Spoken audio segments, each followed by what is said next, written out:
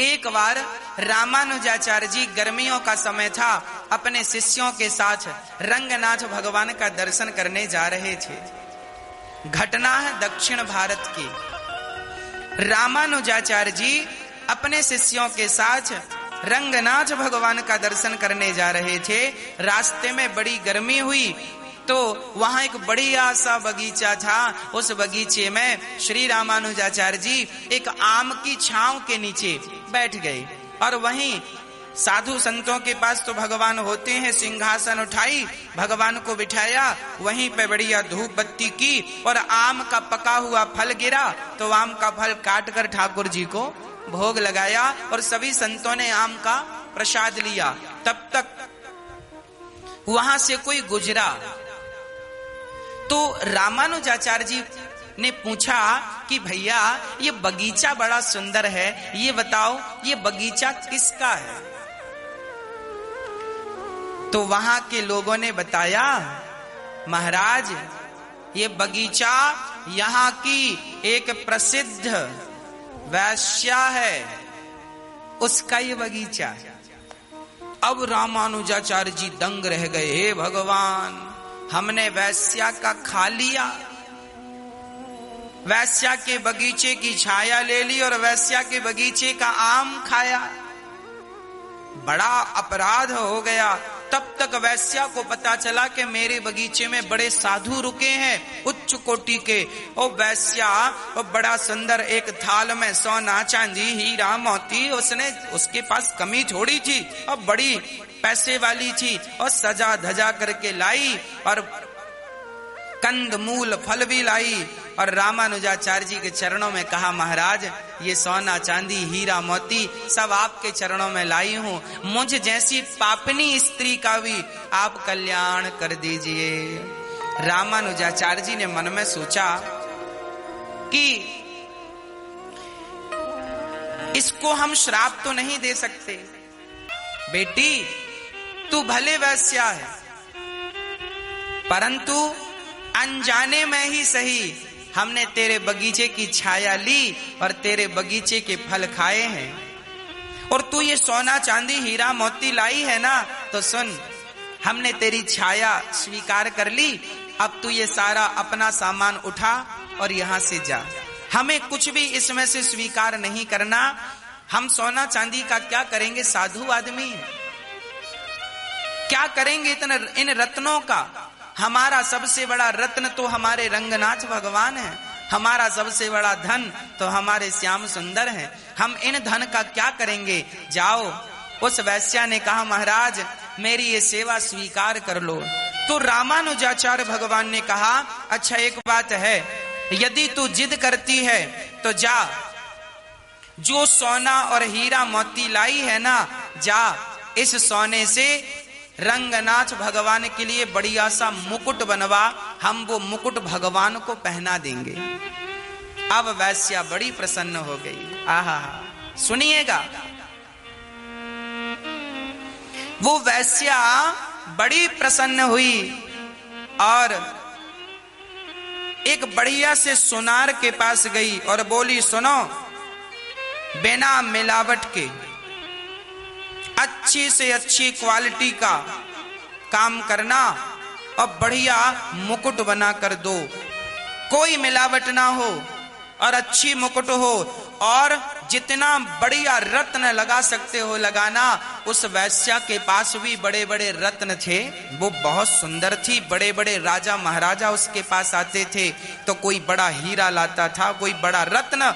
उस वैश्या ने कहा, आज रंगनाथ भगवान की सेवा में ये सब जा रहा है, सफल हो गया। उसने सारा रत्न निकालकर सुनार को दिया, इस मुकुट में ऐसे रत्न लगाना कि ये अद्वितीय मुकुट बने।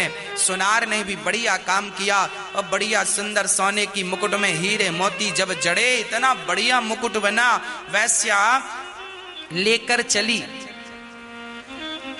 वैश्या ने सोने की थाल सजाई, मुकुट रखी, लाल कपड़ा उड़ाया, सखियों के साथ चली रंगनाथ भगवान को मुकुट देने के लिए। पर जैसे ही वो घर से चली और रंगनाथ भगवान के मंदिर में पहुंचने वाली थी, मतलब 200-300 मीटर की दूरी थी, तभी उसको मासिक धर्म स्टार्ट हो गया, रजस्वला हो गई।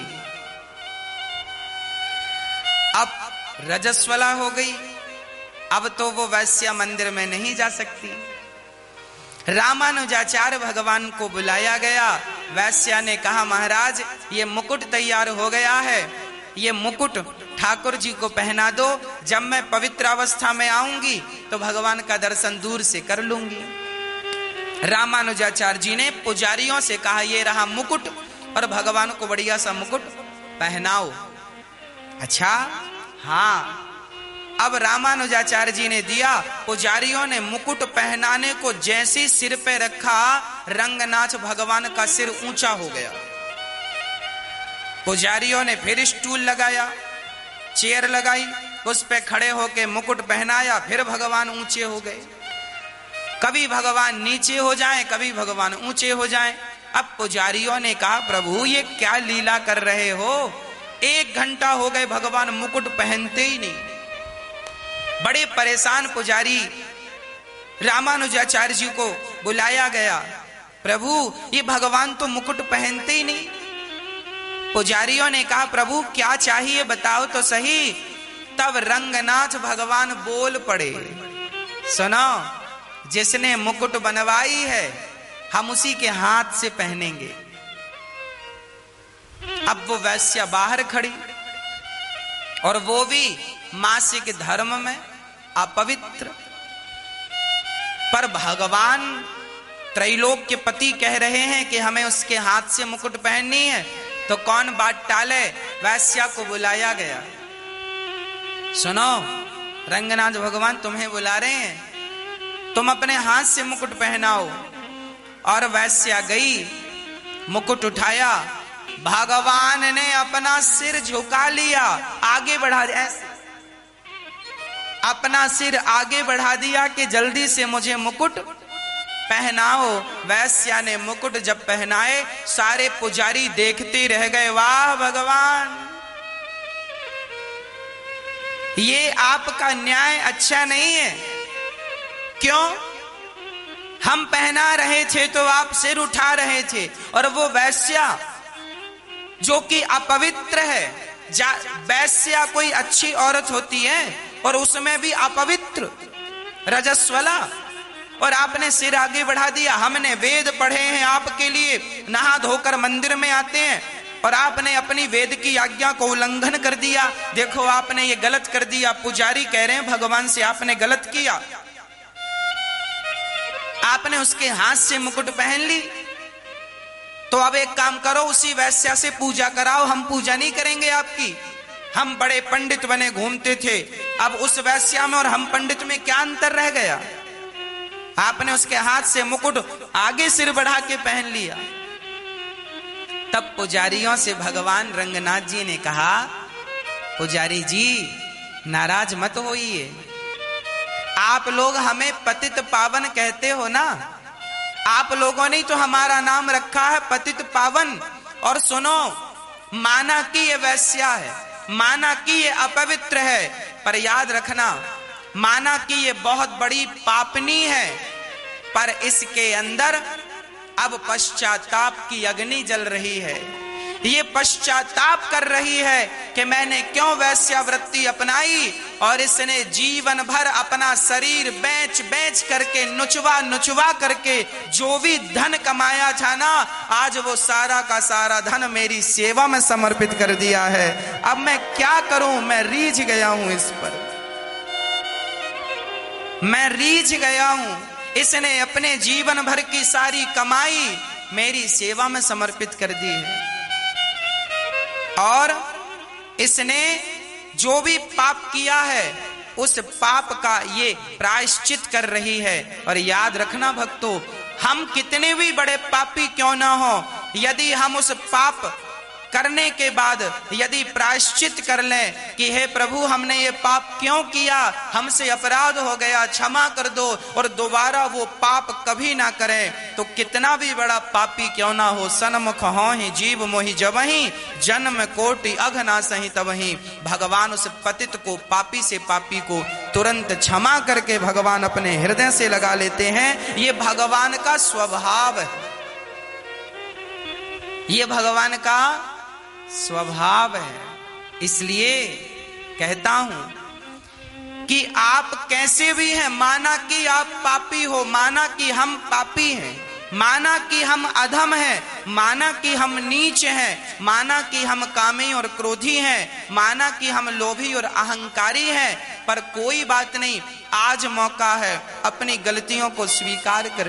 प्रभु मेरे से अपराध हो गया, मैं क्या करूं, मैं जैसा हूं प्रभु, मैं आपकी शरण में आया हूं, मैं जैसा हूं वैसा ही आपकी शरण में आया हूं, मुझ पतित को स्वीकार कर लीजिए। वो भगवान है, वो छोटा मोटा अवगुण नहीं देखते भक्तों, वो तो बड़े से बड़े पापी को भी तार देते हैं, पर कब, जब वो पापी पूर्ण रूप से भगवान की शरण में चला जाए, तब जब वो अपने अंदर के सारे पापों को